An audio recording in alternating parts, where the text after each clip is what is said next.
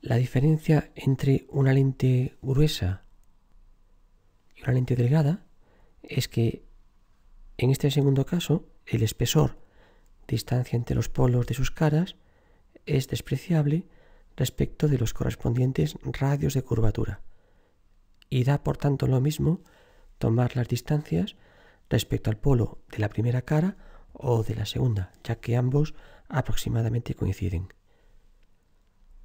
Si antes en una lente gruesa las distancias objeto-imagen intermedias no coincidían, había que restar el espesor, ahora para una lente delgada el espesor lo despreciamos y consideraremos con poco error que distancias objeto e imagen intermedias coinciden. Esto nos va a permitir estudiar el proceso de formación de imagen en una lente delgada de una manera más directa y sencilla. El proceso de formación de imagen en una lente delgada que proporciona de un objeto su correspondiente imagen es similar al tratado para una lente gruesa, salvo que ahora las distancias objeto-imagen intermedias coinciden. Así, en un proceso en etapas independientes, la imagen del objeto, a través del primer dioptrio, primera cara de la lente, da lugar a una imagen que se convierte en objeto para la segunda cara de la lente, segundo dioptrio. Imagen intermedia y objeto intermedio coinciden. Y también coinciden estas distancias. Este objeto, a través de la segunda cara de la lente, da lugar a una imagen que es la imagen final.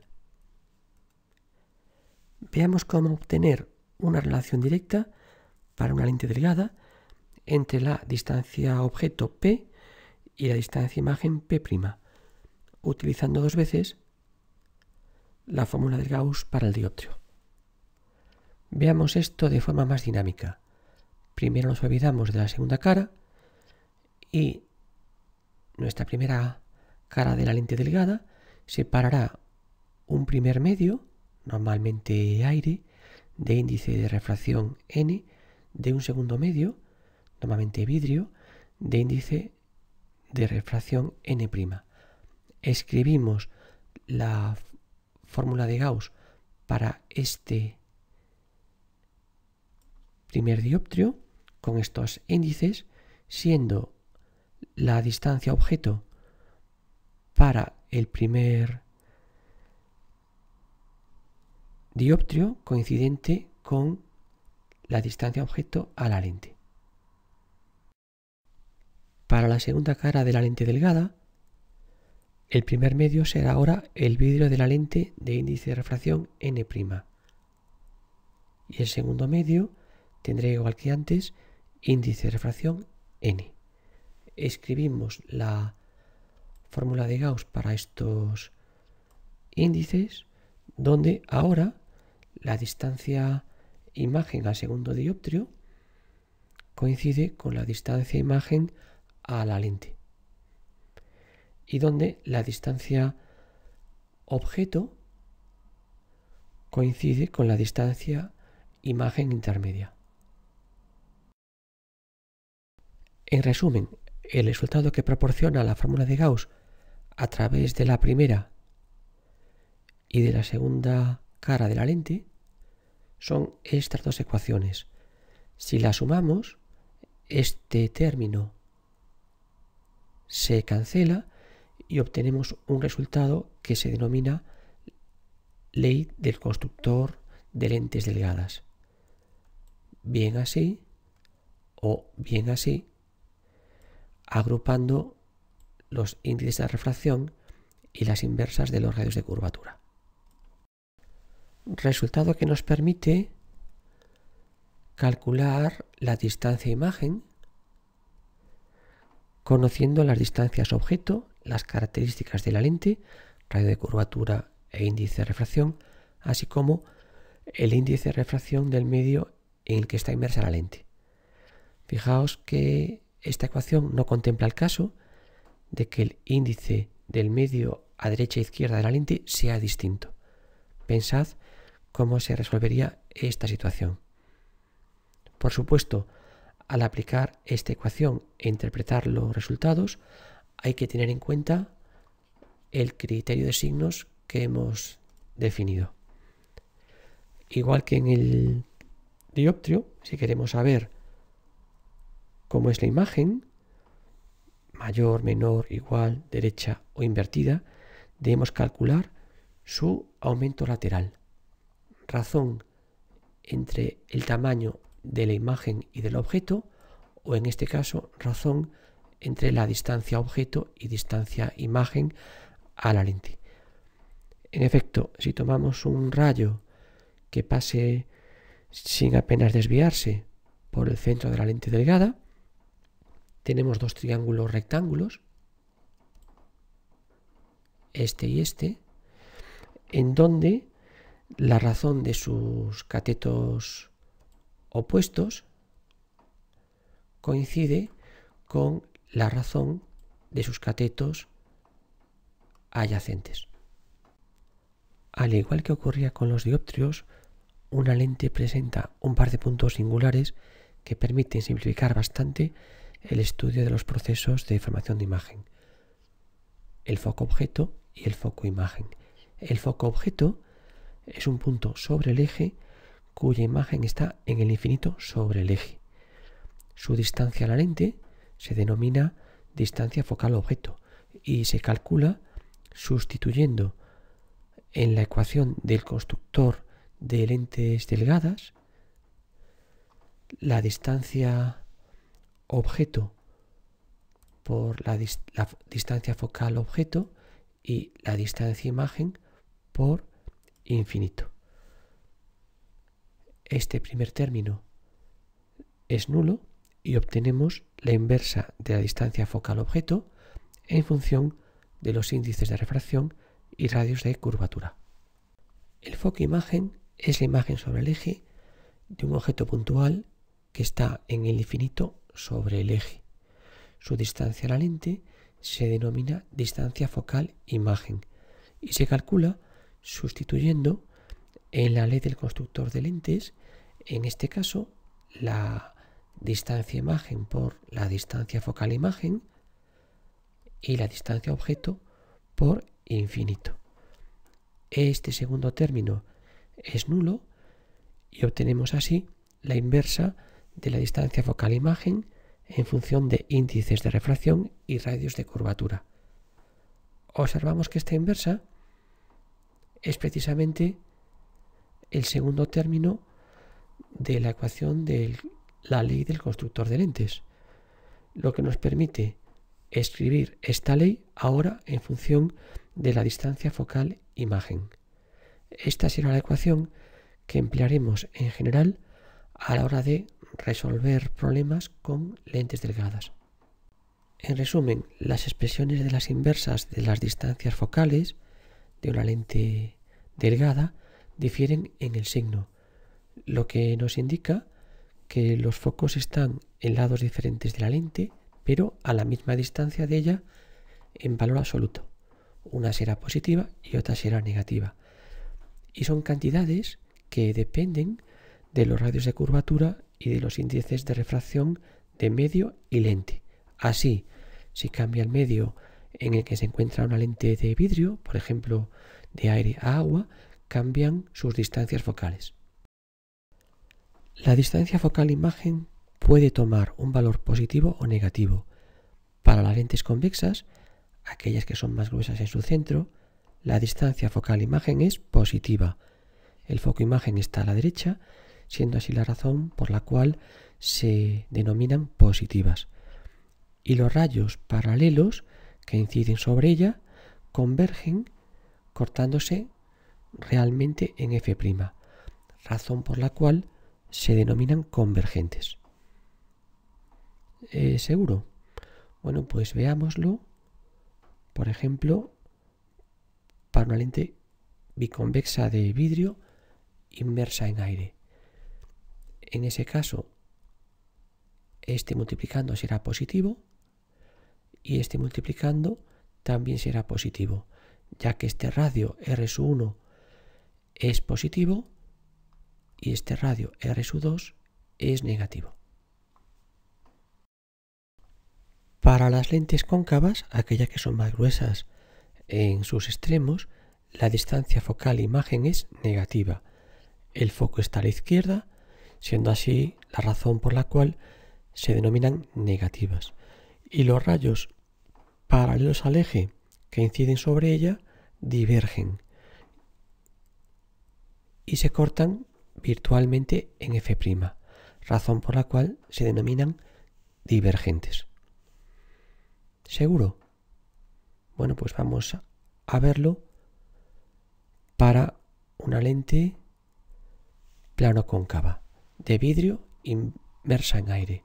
De nuevo, este multiplicando es positivo y en este multiplicando el primer término es 0, ya que R1 es infinito, y el segundo término es negativo considerando este signo menos, ya que R2 es positivo. Igual que en los dioptrios, la inversa de la distancia focal se denomina potencia, objeto o imagen respectivamente. Sus unidades son metros a la -1, que se denomina dioptría. Es la unidad de medida de graduación de la vista que emplean los ópticos optometristas. Ahí tenéis mis gafas para ver de cerca y mis gafas para ver de lejos. En fin.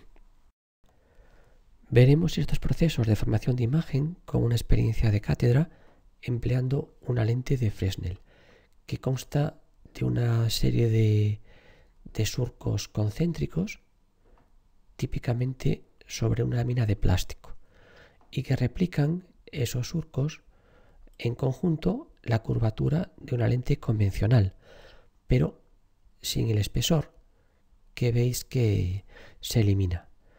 Se emplean en los sistemas de iluminación de los faros, en paneles solares de alta concentración o en los antiguos retroproyectores de nuestras aulas, como esa lente que veis ahí. Podéis buscar en internet información adicional sobre estas lentes, pues que son livianas, económicas, de gran apertura y de una distancia focal bastante corta. Por ejemplo, veremos en el aula que esa que veis en la foto tiene una distancia focal de unos 20 centímetros. La emplearemos también para comprobar algo que comentamos al principio de estos bloques de óptica, que los rayos son independientes entre sí. Porque, ¿qué pensáis que puede ocurrir con la imagen que proporciona esta lente si pues ponemos un trozo de cartulina pues bloqueando parte de la lente? Bueno, probad con alguna lupa que tengáis en casa, el efecto será similar. Para las lentes, igual que para los dioptrios y espejos, podemos también hacer un cálculo gráfico aproximado siguiendo la marcha de los rayos paralelo y focal que partan del extremo superior del objeto. Por ejemplo, para una lente convergente, con estos focos objeto e imagen, y esta situación para el objeto, este sería su rayo focal, que en este caso pasa virtualmente por el foco objeto y emerge paralelo al eje, y este sería su rayo paralelo, que emerge pasando por F'. Esos dos rayos divergen y sus prolongaciones se cortan en ese punto en donde estaría una imagen mayor, directa y virtual. Para una lente divergente, la posición de sus focos sería esta, el objeto estaría en esta posición, el rayo focal pasaría por el foco objeto virtualmente y emergería paralelo al eje. El rayo paralelo pasaría por el foco imagen virtualmente y a nuestro ojo llegan dos rayos que divergen, cuyas prolongaciones se cortan en ese punto en donde está la imagen, que es menor, directa y virtual. Podemos hacer este cálculo con comprobación gráfica con alguna de las múltiples simulaciones en línea que existen en Internet. Veremos algunas de ellas en el aula. En este segundo anexo del apartado indicaremos las pautas para resolver los problemas relacionados con lentes delgadas. Esta aplicación, lo que vamos a decir, si además se combinan las lentes con dioptrios y espejos. En cualquier caso, para poder hacer uso de las ecuaciones que nos permiten calcular la posición y naturaleza de la imagen de un cierto objeto, la luz, como bien sabéis, debe de viajar de izquierda a derecha y siempre hacia el observador.